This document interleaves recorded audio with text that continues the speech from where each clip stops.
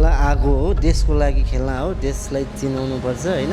सरकारले त अब पाराको मेडल चाहिँ एक्सेप्ट गर्यो, तर पारा प्लेयरहरूले चाहिँ एक्सेप्ट चाहिँ अहिलेसम्म पनि गरेको छैन होइन। डिजेबिलिटी हेर्दै अब व्हिलचेयरमा बस्नुहुन्छ, अपाङ्गता छ, के गर्न सक्छ र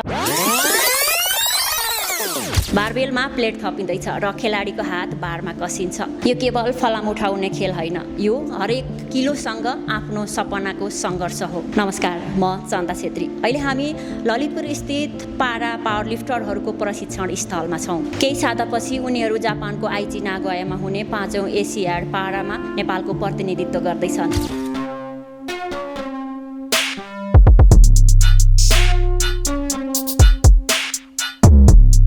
अक्टोबर 18 देखि 24 सम्म जापानको आइची नागोयामा हुने प्रतियोगितामा उनीहरूको लक्ष्य एउटै छ, आफ्नो उत्कृष्ट प्रदर्शन र पदक। तर पदकको सपना देख्नु र त्यसका लागि आवश्यक तयारी पाउनु, यी दुई कुरा नेपाली पावर लिफ्टरका लागि अझ उस्तै छैनन्। त्यसको एउटा उदाहरण हुन् पवन खर्ती मगर। मेरो नाम पवन खर्ती मगर। बिहान त्यही 6:30 बजेबाट 8 बजीसम्म गर्छौँ हामी ट्रेनिङ। सुरुवात गरेको चाहिँ यो 2019मा दुबईमा वर्ल्ड च्याम्पियन खेलेको थियो। हाम्रो आशा के छ भने सरकारले हाम्रो चाहिँ मागहरू पुरा गरिदियोस्। हाम्रो लागि एउटा छुट्टै हल खर्चहरू डाइटको लागि हुन्छ नि, सरकारले दिने भत्ता टाइपको, तिनीहरू चाहिँ सरकारले दिनुपर्छ। खेल्न आएको हो, देशको लागि खेल्न हो, देशलाई चिनाउनुपर्छ होइन। है हामीले स्ट्रगल त धेरै गरिरहेछौँ है, अब मेडल ल्याउनुको लागि। यसमा चाहिँ अब अलिकति सरकारहरूले अरू खेलाडीहरूलाई हेर्ने नजरले हामीलाई पनि हेरिदिनु होला। अन्तर्राष्ट्रिय अनुभव छ, तयारीप्रतिको आत्मविश्वास छ र लक्ष्य पनि स्पष्ट छ, मेडल। तर त्यसको अर्को पाटो छ, तयारीको खर्च।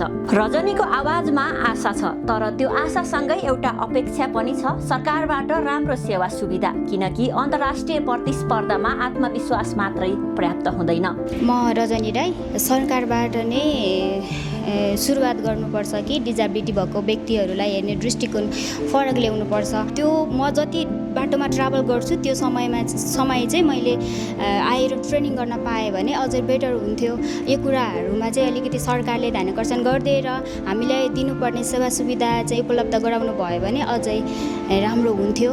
सरकार समक्ष हामी गएको पनि हो, हामी हरेक ठाउँबाट ढकढकाइ पनि रहेको हो, तर सरकारले चाहिँ नि हामीलाई अलिकति फोकस नगरिरहेको। डिजेबिलिटी हेर्दै अब व्हिलचेयरमा बस्नुहुन्छ, अपाङ्गता छ, के गर्न सक्छ र भन्ने खालको उहाँहरूको माइन्ड अलरेडी भाव होला। त्यही भएर हामीलाई चाहिँ अलिकति उहाँले ध्यानाकर्षण चाहिँ नगरिदिएको हो कि जस्तो लाग्छ। हाम्रो समाज, सरकार, हामीले बसेको गाउँ समाजबाट हेर्ने दृष्टिकोण चाहिँ एकदमै चेन्ज गरिदिनु होला भन्न चाहन्छु। दीपकका लागि नागोया पहिलो अन्तर्राष्ट्रिय अनुभव हुनेछ, तर नेपालको 65 केजी तर्फको राष्ट्रिय कीर्तिमानको आत्मविश्वास उनीसँग छ।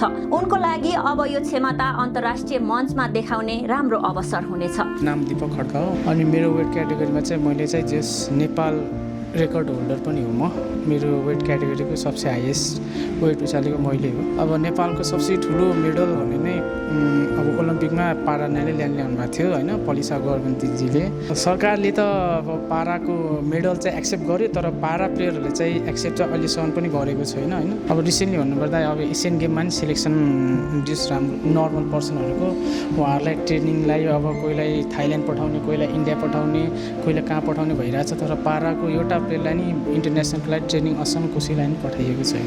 एबल प्लेयरहरूलाई ट्रिट हुन्छ, त्यस्तै पारालाई पनि ट्रिट होस्।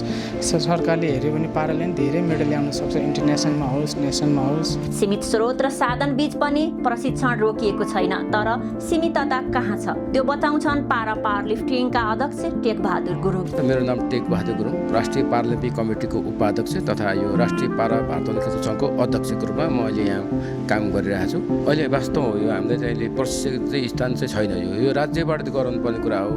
यो कसैबाट चाहिँ हामीले स्पोन्सर गरेर छ, जुन चाहिँ यो जिम हलमा हामी गर्न बाध्य छौँ। यो चाहिँ अब नेपाल सरकारबाटै गर्नुपर्ने हो होइन। हामीले चाहिँ हामी यो राष्ट्रिय पारालिम्पिक कमिटी अन्तर्गत हामीले डेलिगेसन र विभिन्न मन्त्रालयमा हामी गइरहेछौँ र सरकारले पनि हामी झकझकाइरहेछौँ। र हुन त सरकारले नगरेको होइन, गरे पनि छ। गएको एसियन गेममा हामीलाई सपोर्ट गरेकै हो र यसपालि पनि हामीलाई सपोर्ट गरेको छ भन्ने लागेको छ। र हामीले जम्मा 35 लाख बजेट चाहिँ विनियोजन गरेको छ भन्ने हामीलाई जानकारी छ। र त्यसमा 35 लाखले खासै हाम्रो त्यो पर्याप्त छैन र त्यो बजेटलाई हाम्रो अपुग छ र त्यो बजेटले अपुग भएको कारणले अब 100% लगायत हाम्रो खेलाडी अफिसियल कोच लगायत सबैलाई चाहिँ पुरै सुविधा दिनको लागि त्यति पर्याप्त पैसा छैन र त्यो सम्पूर्ण खर्च राज्यबाट नै हामीलाई चाहिँ सेवा सुविधा दिनुपर्छ नि म अनुरोध गर्न चाहन्छु। अन्तर्राष्ट्रिय पदकको लक्ष्य तर अभ्यासका लागि आफ्नै ठाउँ छैन। पोषण चाहिन्छ तर खर्चको भार खेलाडीमै छ। प्रशिक्षक चाहिन्छ तर प्रशिक्षक स्वयंसेवी छन्। यही विरोधाभास बीच नेपाली खेलाडी नागोयाको तयारी गरिरहेका छन्। तर यी खेलाडीको कथा अभावमा आएर रोकिँदैन। उनीहरू फेरि उठ्छन्, फेरि तौल थप्छन्, फेरि प्रयास गर्छन्, किनकि खेलमा अन्तिम हिसाब साधनको होइन प्रदर्शनको हुन्छ र नागोयामा उनीहरू यही प्रदर्शन देखाउन चाहन्छन्। पवनसँग अन्तर्राष्ट्रिय अनुभव छ, रजनीसँग जित्ने विश्वास छ र दीपकसँग राष्ट्रिय कीर्तिमानको आत्मविश्वास छ र सबैसँग एउटै सपना छ, नेपालको झण्डा माथि उठाउने। जापानमा उनीहरूले कति किलो उठाउँछन् त्यो प्रतियोगिताले देखाउँछ, तर नेपालले आफ्ना खेलाडीको सपना कति माथिसम्म उठाउँछ त्यो निर्णय आजै गर्नुपर्नेछ।